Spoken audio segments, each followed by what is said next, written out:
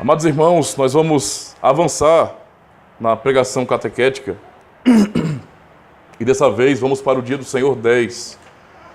Já estamos avançando e esse é um assunto para lá de importante, tão maravilhoso. Os textos lidos, fazem referência justamente a esse ensinamento de hoje. No Dia do Senhor 10 nós temos perguntas importantes a serem respondidas para fortalecimento da fé da igreja, coisas que muitas pessoas, e até cristãos, não têm tanto conhecimento e às vezes se perdem e às vezes não têm esperança verdadeira. O ensinamento de hoje realmente ele é muito importante para nós. Nós já tivemos uma pequena introdução na pregação passada, na pregação do Dia do Senhor 9, quando na única pergunta desse Dia do Senhor nós temos a resposta 26, que é justamente essa: creio que o eterno Pai de nosso Senhor Jesus Cristo, que criou do nada o céu e a terra e tudo que neles há, e também o sustenta e governa por seu conselho e providência eternos, é o meu Deus e o meu Pai, por causa do seu Filho Cristo. Creio nele tão completamente que não tenho nenhuma dúvida de que ele me suprirá de tudo que é necessário ao corpo e à alma, e que também converterá em bem para mim toda a adversidade que me enviar nessa vida conturbada. Ele assim pode fazer porque é Deus Todo-Poderoso, mas o quer fazer porque é Pai fiel. Esse texto, essa resposta, a pergunta 26 do Dia do Senhor 9, já nos mostra de maneira muito clara para onde o catecismo aponta, que é justamente sobre a doutrina da soberania de Deus com relação à sua providência. Hoje vamos aprender justamente sobre a providência de Deus. Nessa resposta do Dia do Senhor anterior, nós temos de maneira muito clara já a expressão, que para algumas pessoas pode até causar um choque. Mas como assim Deus me envia adversidades? Algumas pessoas podem ficar preocupadas com isso. Como assim? Deus só não nos abençoa? Uma vez, as crianças, minhas filhas, disseram que a professora ensinou na escola que Deus não castiga ninguém, que Ele só abençoa as pessoas, Ele só ajuda. Então você percebe mais ou menos a mentalidade que as pessoas têm geralmente com relação a Deus. Deus sempre é visto como alguém que na cabeça das pessoas é alguém bonzinho a partir da nossa própria ótica. Alguém bonzinho é alguém que não pune, alguém bonzinho na ótica humana é alguém que não repreende, mas é alguém que deixa as pessoas livres para fazer o que quiserem. Isso é uma pessoa boa. E às vezes as pessoas olham para Deus assim. E quando nós vemos essa resposta, a fé reformada, a fé daqueles que realmente confessam o Evangelho dessa forma, demonstra de maneira muito clara que eles confiam e sabem que até as adversidades, elas são providenciadas por Deus. Isso é algo pesado para muitas pessoas. Mas para a Igreja de Cristo, por saber disso, isso é um verdadeiro consolo. É um verdadeiro consolo. Nós vamos ler um texto da Palavra de Deus. Eu queria convidá-los a abrir a Palavra do Senhor em Atos, capítulo 17. E em seguida vamos ler o texto do Catecismo de hoje, O texto de hoje do Catecismo. Atos, capítulo 17. Nós vamos ler do versículo 24 ao 28 e eu dou uma explicada no contexto para os irmãos. Amém? Diz assim a Palavra do Senhor. Atos 17, 24 ao 28. O Deus que fez o mundo e tudo que nele existe, sendo Ele Senhor do céu e da terra, não habita em santuários feitos por mãos humanas, nem é servido por mãos humanas como se de alguma coisa precisasse. Pois Ele mesmo é quem dá a todos a vida, respiração e tudo mais. De um só fez toda a raça humana, para habitar sobre toda a face da terra, havendo fixado os tempos previamente estabelecidos e os limites da sua habitação, para buscarem a Deus, se porventura tateando, o possam achar, bem que não está longe de cada um de nós. Pois nele vivemos, e nos movemos, e existimos, como algum dos vossos poetas tem dito, porque dele também somos geração. Até aqui, eu vou explicar para os irmãos algum contexto aqui de maneira clara. Paulo já estava em Atenas aqui, pregando o Evangelho, e nesse período, quando ele chegou em Atenas, diferente de todas as cidades gregas, Atenas era o centro da idolatria grega, era o centro da mitologia grega. Então, quando Paulo chega em Atenas, ele se surpreende porque a idolatria ali era muito forte. Por todos os lados, você via estátuas gigantescas de deuses, você via altares, Então ele ficou incomodado com isso. Se você começar a ler do versículo 16, você vai perceber que Paulo fica incomodado em ver a intensidade da idolatria daquele povo. Eles eram muito religiosos mesmo. Na verdade, tudo na vida da cidade girava em torno dessa religião, Isso é bem estranho. Eu acho que talvez, mais ou menos, não é exatamente a mesma coisa, mas tenhamos uma pequena ideia do que é isso, se porventura um dia formos visitar, por exemplo, a Aparecida do Norte, não é? Ou então Juazeiro. Nós percebemos que existe uma mentalidade bem religiosa, forte lá, mais em Juazeiro, não é? Juazeiro eu não fui, não conheço, só vi de longe assim alguma coisa, mas nunca visitei Juazeiro, mas o comércio de lá tem a ver com a produção de imagens, de artigos religiosos. É muito comum isso. Não é exatamente a mesma coisa, mas é para a gente ter mais ou menos uma noção, uma ideia. Atenas era assim, muito mais intenso do que isso, é claro, não é? Tanto é que Paulo não se sentiu em paz ao contemplar tanta idolatria naquela cidade. E então Paulo observou vários altares a vários deuses. E ele percebeu alguns altares, não é, que não tinham um nome definido, mas era um altar dedicado, onde estava inscrito ao Deus desconhecido. Paulo conhecia a história, ele era, nesse sentido, alguém muito bem formado, conhecia tanto a filosofia grega, como a poesia em si, e como a história dos gregos. Ele conseguia interagir muito bem com os gregos nesse sentido, e ele aproveita aquele momento para pregar o evangelho. Ele estava ali já anunciando o evangelho, e nesse contexto Paulo é chamado para o Areópago. É um local específico onde os gregos, não é, os filósofos, os seguidores de alguns filósofos, iam ali para exporem suas doutrinas. E na Grécia, então, havia um contexto onde as pessoas realmente se preocupavam muito com filosofia. Então a filosofia era como o jornal dessa época. Você quer sempre estar atualizado, sempre querendo saber de notícias novas, e Paulo era novidade ali, porque a doutrina que ele pregava era completamente diferente do que eles já tinham ouvido. Eles não ouviam e não criam em ressurreição e um monte de coisas assim. E Paulo começou a anunciar Jesus Cristo e a ressurreição. Então Paulo aproveita a situação, usando essa questão do altar ao Deus desconhecido, que tem toda uma história muito importante até sobre isso, e ele usa esse contexto e começa ali a pregar para os gregos no Areópago. Alguns rejeitam a sua pregação, outros creem e o seguem nesse sentido, mas Paulo aproveita para anunciar que esse Deus que eles não conheciam por nome, esse Deus desconhecido, era o único e verdadeiro Deus, o Deus criador do céu e da terra, aquele que determinou os tempos, estabeleceu os tempos nesse sentido, não é? Aquele que sempre deu tudo a todos, aquele que alimentou a humanidade, que provê vida, respiração, tudo aquilo de mais básico, de mais simples para a nossa existência e permanência no mundo. Deus, esse Deus desconhecido, é aquele que provê todas essas coisas. Até mesmo os eventos são determinados, como Paulo acaba dizendo aqui de maneira muito clara também. Os tempos, tudo isso está nas mãos de Deus, não é? Então esse é o contexto. O que Paulo fala justamente é apresentar o Deus que, diferente dos gregos, não é, que criam num panteão enorme de deuses, Paulo anuncia um Deus que é todo-poderoso, que é soberano e que cuida de tudo, não é?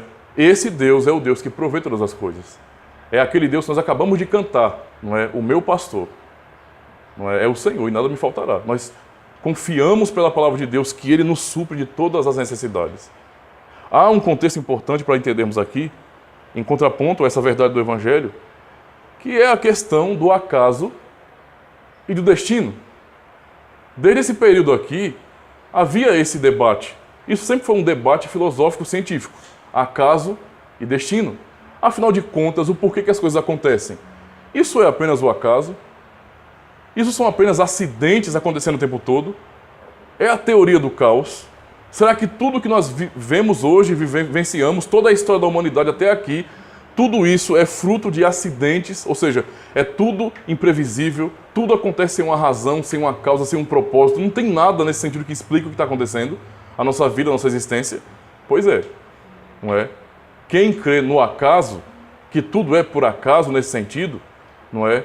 Não tem a ideia de um propósito maior, de uma razão, de uma explicação verdadeira, de uma explicação superior que dá sentido a todas as coisas. E isso não cabe dentro do cristianismo. O cristão não pode confiar no acaso, não é? Mas também, e o destino? Será que cabe em nossa teologia, no pensamento cristão, histórico, na Bíblia, na palavra de Deus, o pensamento do destino? Não confunda destino com predestinação. Não é a mesma coisa. Ok? Será que destino cabe também na mentalidade cristã? Não, olha, isso aí é o destino. O que destino significa? O que isso quer dizer? O destino nada mais é do pensamento, né, de que você, ou qualquer coisa, está fadado àquilo. Por exemplo, você está fadado ao fracasso. baseado em quem você é, como você se comporta. E às vezes as pessoas confundem isso e pensam bem assim, nós temos um destino no sentido impessoal da coisa. Quando você fala de destino, você não fala de algo que tem a ver com o pessoal, ok? Destino é algo impessoal. Destino é uma coisa que é movido por forças cósmicas do universo. Acontece, não é? Porque a sua vida é assim, então você vai caminhar para aquilo de maneira inevitável. Não existe uma explicação por detrás disso. Ou seja, é algo impessoal. E a ideia de destino também não cabe, não é? Na fé, naquilo que nós aprendemos como o Evangelho. Isso é tão certo que, para que não se confundam, nosso documento primeiro, a Confissão Belga, também fala sobre isso. Quando você vai ler, por exemplo, no artigo 13, a providência de Deus, já é quebrada essa questão de acaso e destino. Ele diz bem assim, cremos que o bom Deus, depois de haver criado todas as coisas, não as abandonou, nem as entregou ao destino ou acaso. Percebe? Então a ideia de destino ou de acaso são ideias impessoais, sem propósito. Sem propósito, não é? Quem vive assim não tem esperança. Simplesmente não tem esperança. Não há explicação para nada, não é? Por que coisas ruins acontecem no mundo? Não há explicação para isso, também não importa, não é? Não há quem possa te dar a esperança de justiça. Você vê injustiça no mundo, isso é o destino. É assim mesmo. Não há esperança de um dia a justiça prevalecer, ok? Tudo depende do ser humano, tudo é obra do acaso, tudo é o destino. Isso não é aquilo que a Escritura ensina. Se nós cremos em um Deus todo-poderoso, que é o nosso Pai por meio de Jesus Cristo, não é? E que é soberano, como nós acabamos de ler em Atos 17, na pregação de Paulo, é o Deus todo-poderoso, Criador do céu e da terra. É esse Deus que não é servido por mãos humanas, não habita em templos feitos por mãos humanas, não necessita de nada dos seres humanos. Mas, na verdade, tudo que o ser humano tem é Ele quem dá a vida, a respiração, o alimento, tempo de chuva, tempo de escassez, tudo vem das mãos de Deus. E é justamente isso que o Dia do Senhor 10 nos ensina. Vamos ler então as duas perguntas. Pergunta 27. Diz bem assim, o que você entende por providência de Deus? A providência de Deus é o seu onipotente e onipresente poder, por meio do qual, com as suas mãos, Ele sustenta continuamente o céu e a terra e todas as criaturas, governando-os de tal modo que ervas e plantas, chuva e seca, abundância e escassez, comida e bebida, saúde e doença, riqueza e pobreza, todas as coisas, na verdade, não nos vêm por acaso, mas procedem da sua mão paternal. Veja que palavra tão importante para nós. Isso, para quem é incrédulo, é um terror.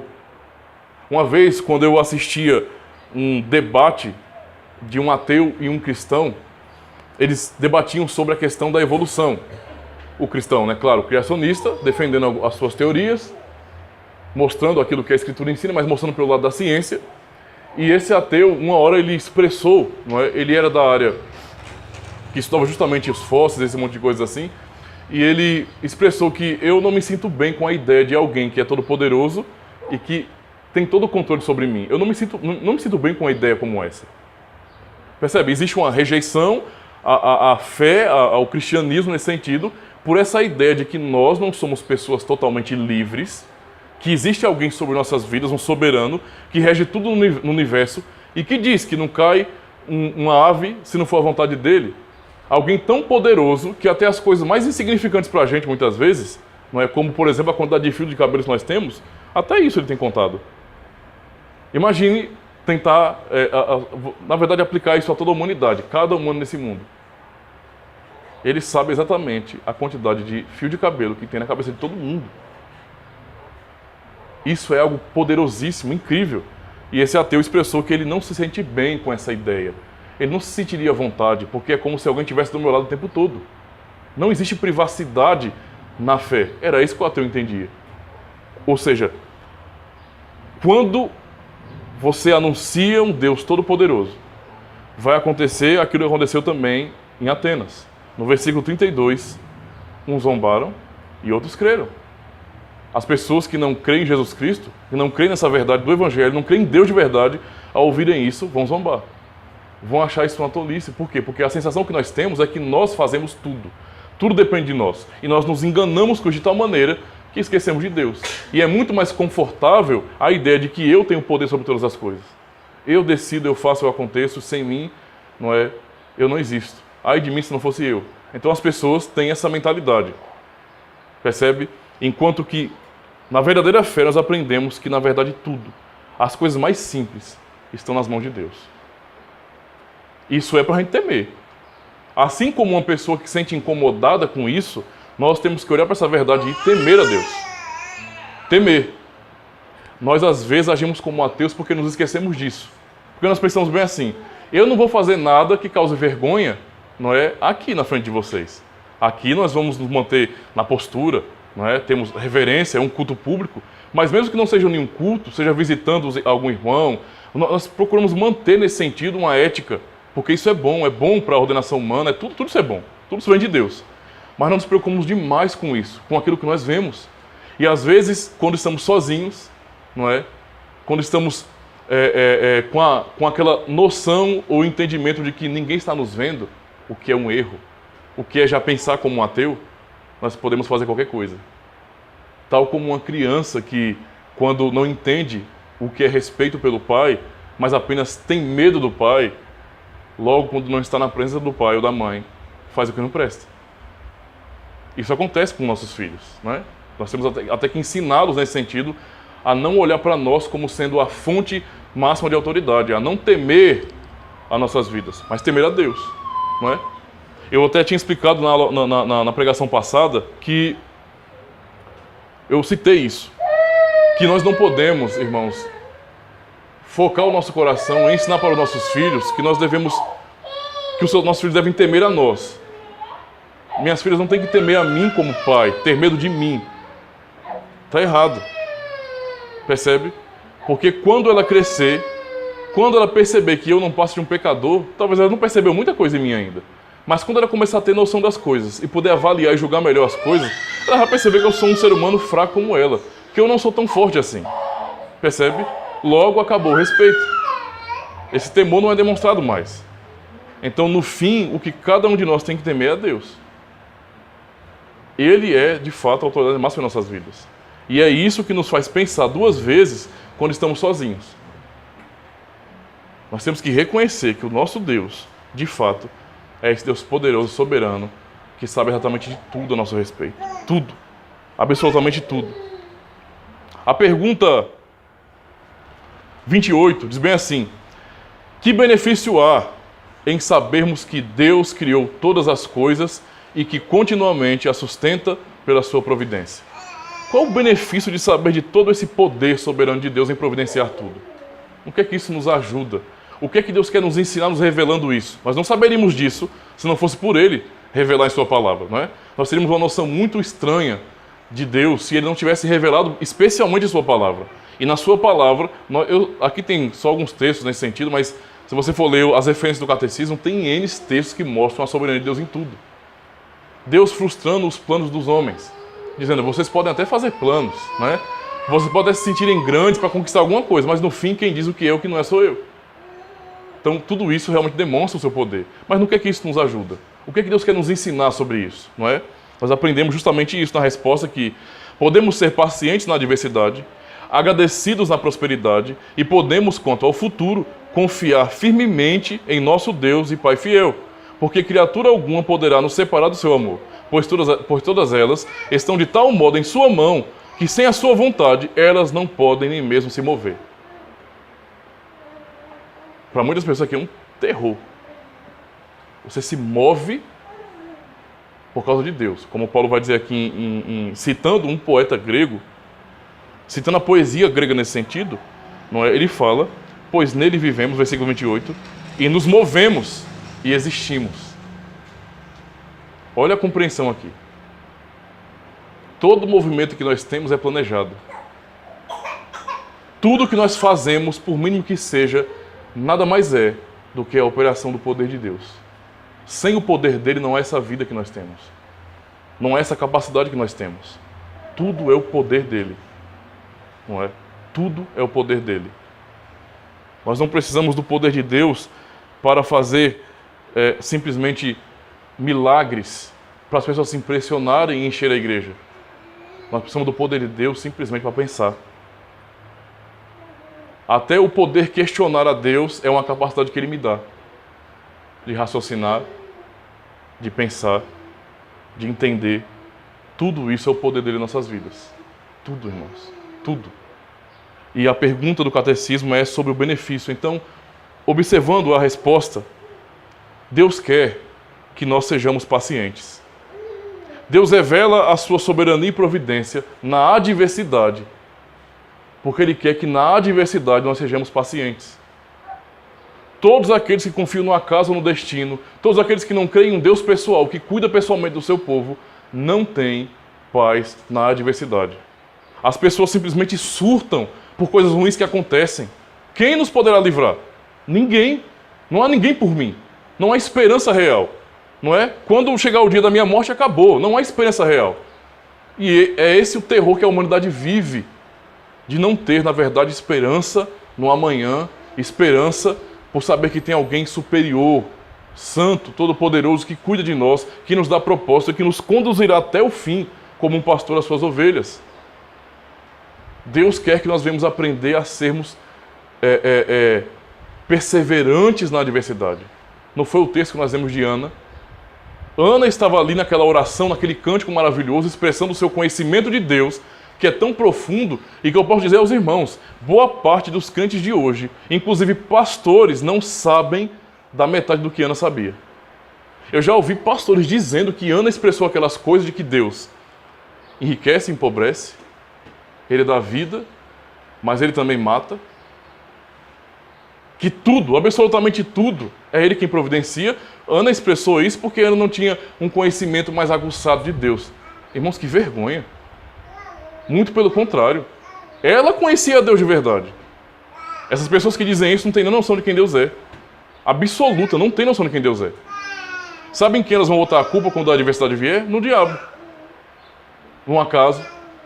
É destino. Não há nada pessoal nesse sentido. Não há esperança real nesse sentido. Pessoas que dizem que creem em Jesus Cristo, mas no fim o diabo tem mais poder do que ele. Isso é esperança. Você observar a injustiça no mundo, talvez você sendo injustiçado, alguma coisa ruim acontece na sua vida, foi o diabo. Então quer dizer que o Deus que eu sirvo não pode me proteger, não pode me guardar, ele não tem poder para impedir o diabo age no mundo fazendo o que quer. Então a teologia do filme Constantino está certo, né? Deus e o diabo são lados opostos, com o mesmo poder nesse sentido, eles estão militando entre si de maneira real. Não é certo que Deus é vitorioso e poderoso. Percebe a situação? As pessoas vivem assim, atormentadas pelo diabo. Quem usa mais isso hoje, nos nossos tempos? Quem gosta de aproveitar bem Satanás, a figura do diabo? Não é? São esses neopentecostais. Eles aproveitam tanto nesse mundo a figura do diabo. É por isso que há um show, não é, preparado para o diabo. No programa de hoje temos aqui Satanás para a entrevista. É assim que essas pessoas fazem. Muito valor ao diabo, ao poder de destruição que ele tem. E no fim, quem pode salvar essas pessoas são aqueles pastores. Se o dinheiro chegar no gasofilaço. É simples entender isso aí. Não é? Isso é incredulidade, irmãos. Incredulidade. São ideias cristãs, mas não há fé verdadeira aí. Deus quer que nós, como igreja, como seu povo, venhamos ser pacientes. Antes de Ana cantar o seu conhecimento de Deus e reconhecer que Deus é soberano sobre tudo e dizer, como ela diz no primeiro livro, na sua oração, já no início, não multipliquem palavras de arrogância. Não falem do que vocês não sabem, porque Deus é o Deus da sabedoria. Nós não podemos ficar falando do que nós não sabemos. Antes de Ana ter toda essa alegria para falar essas coisas, ela penou, ela sofreu, porque ela nasceu estéril. Um benefício que Deus deu à humanidade, não é? E honra que deu às mulheres foi a bênção de ter filhos. Não ter filhos nesse contexto da aliança é algo triste. Nós podemos contornar isso, é claro que podemos contornar isso. Deus sempre nos usa de alguma forma, mas para uma mulher daquele tempo, que não foi envenenada com feminismo e com essas ideologias modernas, ter filho era necessário, era uma bênção, era uma honra maravilhosa ter filhos. Quando ela olhava Penina com filhos, com descendentes para Eucana, ela se sentia humilhada. Penina humilhava Ana. Ela se sentia mal. Mas qual foi a atitude de Ana? Você nota no texto Ana infiel por causa da sua adversidade? De forma nenhuma. No capítulo 1 nós temos a narrativa de que Ana, uma mulher fiel a Deus, ela não ficava reclamando da vida. Ela não ficava agindo de maneira torpe. Para que servia a Deus? Fazendo como a mulher de Jó. Amaldiçoa Deus e morre. Não. Ana, ela buscava a Deus. De todo o seu coração ela buscava a Deus. Eles iam ao templo todo ano e Ana estava ali, se humilhando, chorando, pedindo a Deus a sua misericórdia. Ela pedia a Deus não por confiar nele, mas é muito pelo contrário, porque confiava nele. Porque sabia que só Deus poderia mudar a sua situação.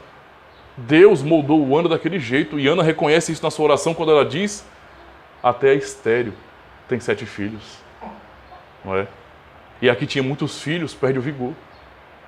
Ela pôde saber isso na experiência, sentir na sua pele a providência de Deus. Ela pôde perceber que ela nasceu daquela forma, não por acaso. Não era o destino de Ana viver sem filhos, mas Deus a criou estéril para manifestar nela o poder dele.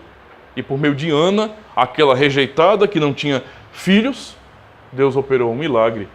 E deu não qualquer filho, mas Samuel, um homem fiel, um homem temente a Deus. Veja como que é a soberania de Deus nesse sentido, irmãos. Deus quer nos ensinar por meio de tudo isso, em revelar que Ele cuida de tudo, que o poder dele é absoluto sobre toda a terra, sobre todo o universo. Ele quer nos ensinar como povo dele, no momento da adversidade, sermos perseverantes, termos paciência. Para o ímpio isso pode ser um tormento, mas para o povo de Deus, saber que temos um Deus todo-poderoso deve consolar nossa alma. Porque nós não estamos entregues ao acaso, nem tampouco entregues ao destino. Nós temos um Deus que cuida pessoalmente de nós. Ele não nos programou como robôs. Nós não somos máquinas diante de Deus. Não. Ele pessoalmente, não é? É quem está cuidando de nós. E o que mais deixa as pessoas atormentadas é você dizer, como um cristão, porque se você falar isso, vocês vão ver as pessoas ficarem doidas diante de você. Deus é quem me envia adversidades. Eu não quero um Deus assim, né? Eu quero um Deus, né, que não deixe faltar ovo de Páscoa. Eu quero um Deus que todo ano providencie, não é, panetone, chocotone, da balduco, da não sei o quê. Eu quero um Deus que me dê condições para fazer isso e aquilo, para viajar o mundo, não é? Para ir de férias para Acapulco. Eu quero um Deus que me abençoe nesse sentido, mas um Deus que providencia a adversidade para mim. Não, eu não quero um Deus assim. As pessoas pensam exatamente isso. Qual a resposta que a Bíblia dá sobre essas coisas? O porquê que nós podemos confiar que isso é uma bênção para nossas vidas? Porque o texto da Escritura, você tem os Salmos, né? Salmo 37, você tem Salmos, o texto de Ana que nós já lemos, mas Romanos 8 e 28. Um texto tão mal empregado, tão mal usado, mas que diz justamente isso. Porque ele diz que todas as coisas contribuem, isto é, cooperam, concorrem. Tudo vai cumprir esse propósito, que é, ou seja, contribui para o bem daqueles que amam a Deus. Quem ama a Deus, ele fala, daqueles que são chamados segundo o seu propósito. Tudo que Deus manda nesse mundo, seja aquilo que seja bom na nossa avaliação ou mal, porque Ele cria o mal, Ele cria a adversidade e as calamidades do mundo. Não são obras do acaso não, irmãos. Isso não é destino, não. Há um Deus governando sobre tudo. O mundo não é uma casa abandonada, não. Fadada, nesse sentido, à degradação do tempo. Não. Deus está cuidando de tudo. Ele está moldando o mundo. Ele está levantando reinos, derrubando reinos. Ele está fazendo com que tudo alcance o fim para o qual Ele criou. Ainda que o diabo não saiba disso e milite contra ele, ainda que as pessoas não tenham noção disso, mas Ele opera em tudo. Absolutamente em tudo. E aqui o texto está dizendo que todas as coisas, não é? Se você volta em Romanos 8, nos versículos anteriores, você percebe a calamidade. Você percebe a dor, o gemido da criação e até nosso gemido, que temos as primícias do Espírito. Ou seja, temos os primeiros frutos do Espírito Santo. Já somos de uma nova criação. Vivemos aqui nessa era, mas somos de uma nova criação. Pertencemos ao novo céu e à nova terra. A nova criação em Cristo. É o que nós somos hoje pela fé. E nós também gememos. A dor é verdadeira. E o Espírito Santo está aqui nos consolando, não virando o rosto para o nosso sofrimento, mas está nos contemplando aqui, nos fortalecendo, nos ajudando em nossas orações por nossas fraquezas. E é Ele quem está dizendo, por meio das palavras aqui que Paulo escreveu, todas as coisas. Mesmo os dias de lágrima, de sofrimento, como também os dias de alegria, tudo coopera para o bem do meu povo. Ele não está falando tudo coopera para o bem do mundo em geral. Ele está falando tudo coopera para o bem daqueles que amam a Deus. Daqueles que são chamados segundo o meu propósito. Deus tem uma aliança com o seu povo. Ele elegeu pessoas na eternidade. Essas pessoas que Ele chamou para serem seu povo nessa terra são pessoas cuidadas especialmente por Ele. Às vezes a sensação é contrária porque, poxa, o ímpio sofre e nós sofremos. Então qual é a diferença? O que acontece com eles é punição por seus pecados. O que acontece com você é o cuidado paternal dele. Ele está moldando a sua vida para que você não pereça. Você não é uma máquina programada para ser salva. Você é um ser humano pecador e se fosse depender de você mesmo, você desviaria do Senhor. Quando apertasse as coisas, você diria, não vale a pena servir a Deus.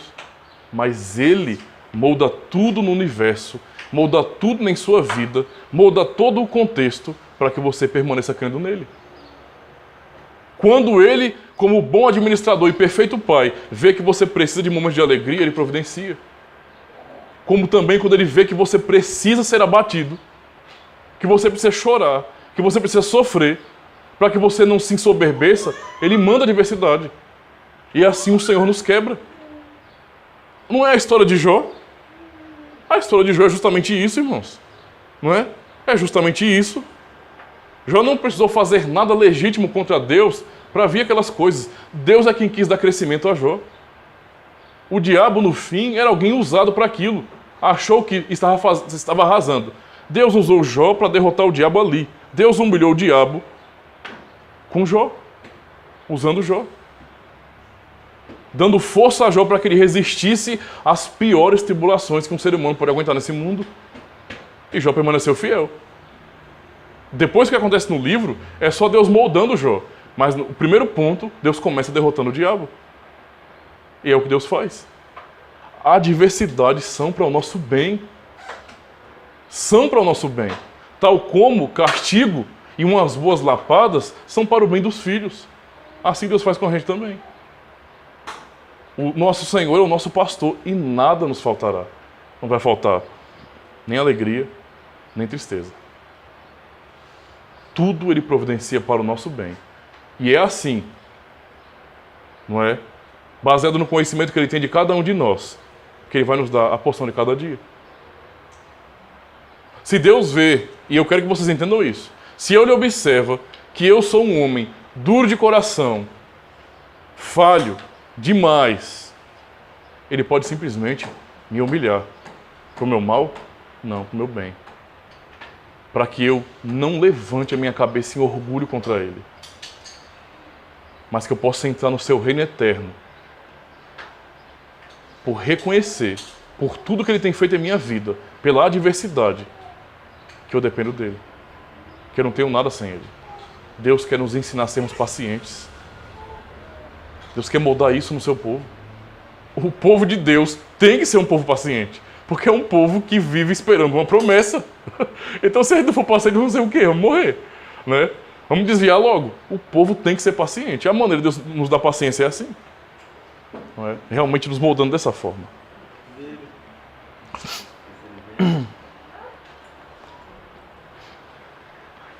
Deus também quer, irmãos, que nós sejamos agradecidos na hora da prosperidade. A prosperidade é o oposto à bênção em relação à adversidade. Deus quer que a gente aprenda a ser paciente na adversidade, mas quer gratidão na prosperidade. Uma pergunta cabe para nós aqui. Talvez vocês respondam de cara que essa aí eu sei, manda outra mais fácil, né? Mas o que é mais difícil? O que de fato é mais difícil para nós, seres humanos, não é? É mais difícil ser... é mais difícil ser paciente na adversidade ou ser agradecido na prosperidade? O que é mais difícil? De cara, as pessoas vão dizer bem assim: essa é fácil, parceiro. É óbvio que é muito mais fácil ser agradecido na prosperidade. Aleluia, foi Deus que me deu. Bota no carro, foi Deus que me deu. Não é? É muito mais fácil ser assim. Por que as pessoas não servem a Deus, então? Por que as pessoas veem a igreja como um mercadão? Não é? A igreja é o mercadão da economia. Você não gasta muito. Não é? É uma economia básica. Você gasta menos. Você dá um dízimo, que é 10% do que você ganha, que é pequenininho, em troca de muitos benefícios. E as pessoas vêm, pegam o que querem e vão embora. Onde é que está a gratidão aí?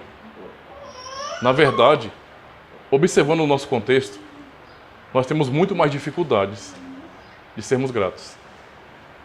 Porque a única maneira de expressar gratidão a Deus é obedecendo a Ele. Não tem como você dizer que é grato a Deus dizendo assim: Senhor, eu sou grato ao Senhor. A única maneira de ser verdade na sua boca, na sua vida, é você obedecendo a palavra dele. Quem é grato a Deus volta para servi-lo, para louvá-lo, para adorá-lo. Jesus nos mostra que essa resposta não é completamente ao contrário do que a maioria pensa. Ele mostra justamente isso. Nós temos dificuldade com gratidão. Jesus nos ensina isso. Ou vocês não lembram da da história dos 10 leprosos? 10 homens leprosos, afastados da sociedade. Eles não poderiam se aproximar, porque naquele tempo não havia remédio para a lepra. Então, eles estão afastados, eles estavam fadados, não é? Nesse sentido, a passarem a vida todinha afastados do mundo. Eles tinham que ser separados. Ninguém se aproximava de um leproso, porque isso era contagioso. Pessoas que fediam por causa de suas feridas, pessoas que eram indesejadas em tudo. E então eles ouvem acerca de um homem que está curando, um homem que tem poder e autoridade, e vão até Cristo, e Cristo vai lá e cura os 10 leprosos. Quantos voltaram? 10 homens foram curados de sua lepra. 10 homens foram reintegrados na sociedade. 10 homens puderam voltar à sua vida comum. 10 homens puderam voltar ao seu lar, a trabalhar, a sentar na roda dos amigos, a se divertir com os outros, sem estar separado às margens. Mas somente um deles voltou para agradecer. Jesus está nos ensinando por meio desse acontecimento, justamente que nós temos dificuldade com gratidão. Nós não conseguimos entender que gratidão é justamente servir a Deus. A minha gratidão é expressa na minha obediência. Se eu não obedeço a Deus, se eu não sirvo, se eu não procuro fazer a vontade de Deus, a minha gratidão não passa de palavras. Eu estou dizendo que sou grato a Deus, mas não faço nada que Ele me ordena. Eu não sirvo. Então a nossa dificuldade é muito maior na hora da prosperidade. É nessa hora que nós pensamos: eu já tenho tudo, eu não preciso de Deus. Eu estava me humilhando porque eu precisava dele. Eu estava ali todos os dias na igreja. Eu ia, culto após culto, cada catequese, eu perguntava ao pastor, eu pedia oração para os irmãos, eu visitava os irmãos, eu queria estar junto, eu queria estar ali aproveitando aquilo ali, até alcançar aquilo que eu tanto desejo. Talvez um emprego que eu não tinha, não é? Eu estou desempregado, eu preciso de emprego. Estar na igreja também tem benefícios assim, não é? Porque você conhece pessoas, você está mais socializado, alguém pode te apresentar, os irmãos se compadecem de você e te ajudam.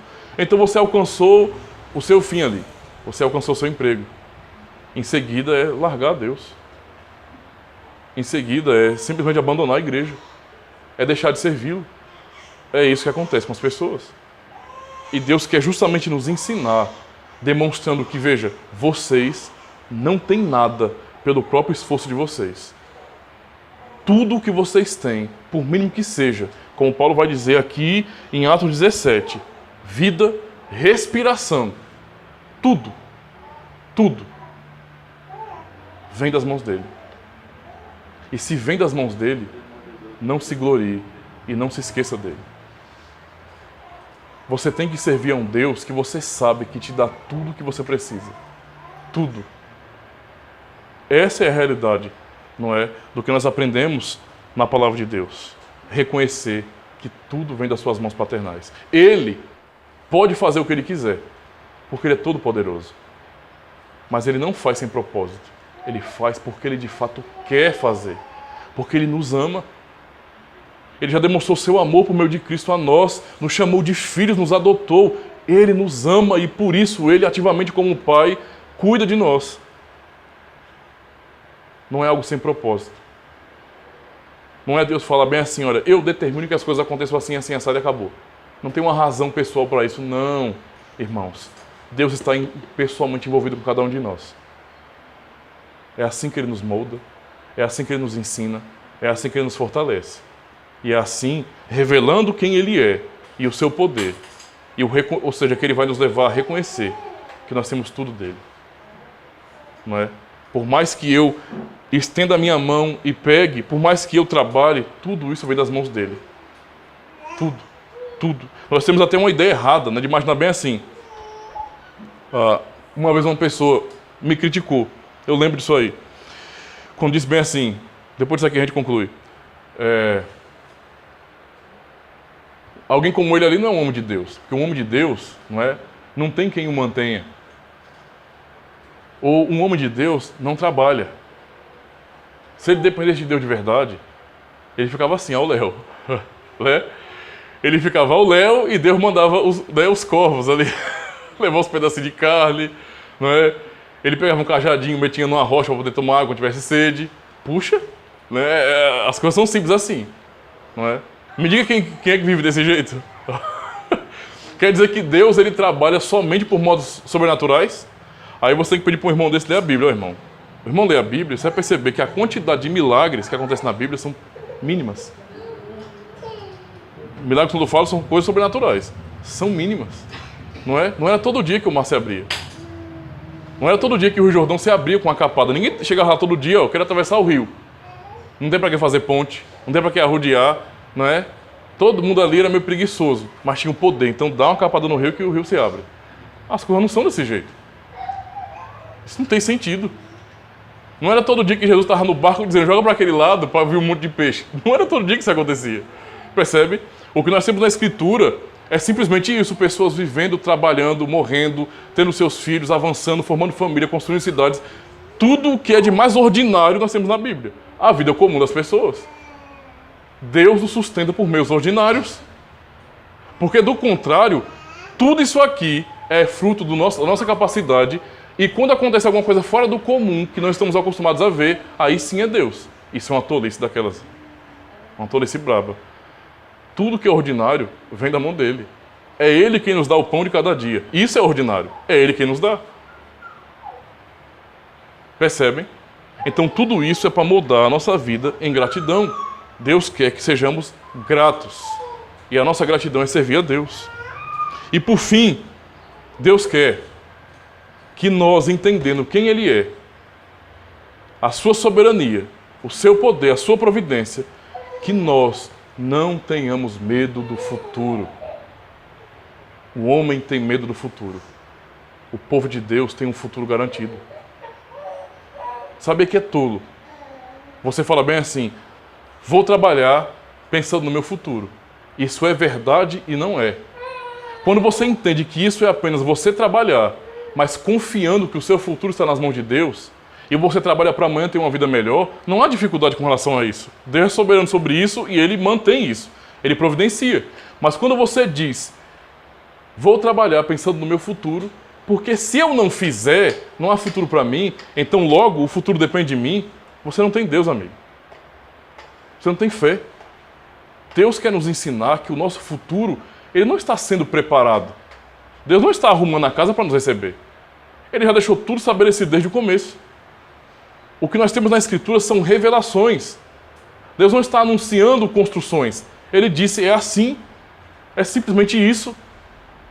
É por isso que quando nós terminamos a Escritura, nós lemos Apocalipse, Apocalipse narra todo o fim que nós nem vimos ainda.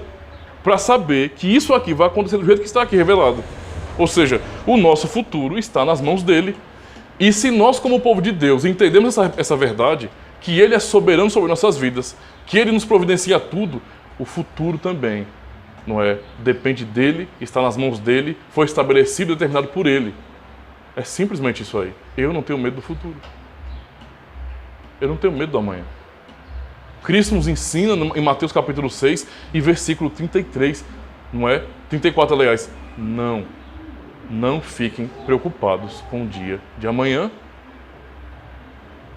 Vivam o dia de hoje.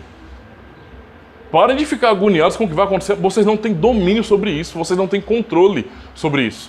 Não é vocês que determinam as coisas. A atitude que vocês têm hoje não é o fator que determina amanhã. Não é. Quando você percebe essa sincronia, essa coerência, na verdade isso é a providência de Deus. É Ele quem determina as coisas. Você é apenas alguém determinado. Você não é o determinante. Deus é. Então não confunda isso na sua mente, porque se você confundir isso, você vai confiar na força do seu braço. Esse foi o pecado tantas vezes de Israel. Esse é o pecado dos cristãos modernos. Não confiar em Deus. Não confiar que Deus cuida. Imaginar que eu dou conta da minha própria vida, isso é uma ilusão, irmãos. Isso é uma ilusão. Os meus ordinários vêm de Deus. O meu trabalho vem de Deus. A minha respiração vem de Deus.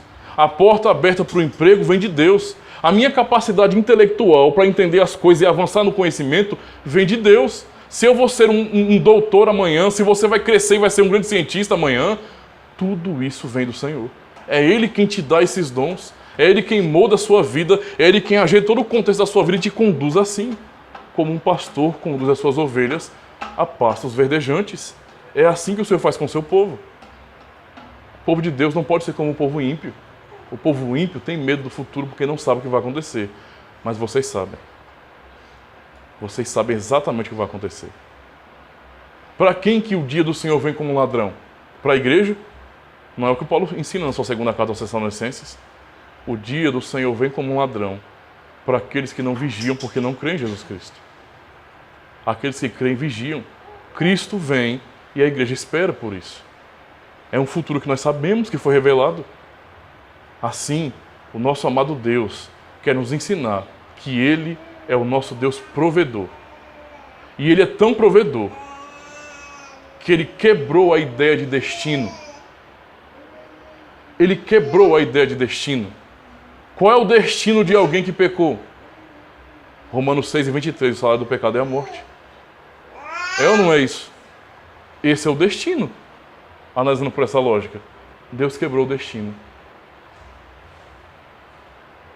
Entendeu a situação? Toda a humanidade é digna de ir para o inferno. Merece. Deus seria glorificado e honrado e justo se Ele fizesse. Mas o que Ele faz? Ele chama um povo que Ele amou na eternidade e revela que a esse povo Ele ama, Ele cuida e Ele garante a entrada nos portais eternos. É isso que nós como igreja temos de Deus. O nosso futuro garantido. Nosso futuro garantido. Se amanhã o nosso Brasil, o mundo, estiver em um caos tão terrível que você não tenha condições nem sequer de se aposentar e você fica com medo disso, isso é uma coisa terrível, irmãos. Nós temos que lutar para que isso não aconteça. De todas as formas possíveis, temos que batalhar contra isso. Não depender do Estado, porque o Estado não pode prover o que Deus nos provê. É uma ilusão o Estado. Não depender das pessoas ou de nós mesmos. Não é isso que Deus quer para nossas vidas. Mas eu posso saber que toda a alegria que cada ser humano neste mundo, desde que nasce, busca, Deus nos garantiu. É simplesmente isso. Tudo aquilo que os ímpios buscam, avançar, estabelecer um reino, crescer, serem alguém, tudo isso naquele dia cairá por terra, porque Deus deu isso somente ao seu povo. O povo de Deus tem o seu futuro garantido. E é isso que nós aprendemos com a soberania de Deus, com a sua providência. Deus providenciou para nós aquilo de mais sagrado, poderoso e incomparável. Nós pecamos. Nós precisamos agora oferecer a Deus sacrifício. E nós não tínhamos. Deus providenciou. A maior prova da providência de Deus é Cristo, o sacrifício perfeito, que Ele proveu. É isso que nós temos do Senhor. Amém.